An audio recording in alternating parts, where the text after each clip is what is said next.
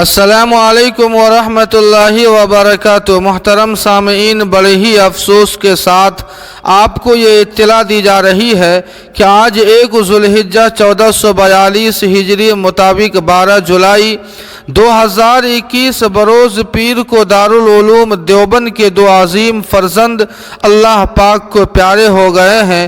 انا للہ و انا الیہ راجعون۔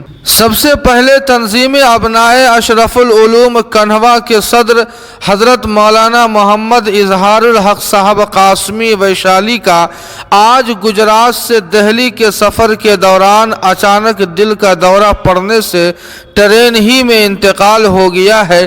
انا للہ و انا الیہ راجعون۔ اسی طرح سردھنا کے شہر قاضی حضرت مولانا اسرار الحق صاحب مبلغ دارالعلوم دیوبند کا بھی آج انتقال ہو چکا ہے۔ انا للہ و انا الیہ راجعون۔ اللہ پاک ان دونوں فرزندان دارالعلوم کو جنت الفردوس میں اعلیٰ مقام نصیب فرمائے، ان کے پسماندگان اور متعلقین کو صبر جمیل عطا فرمائے۔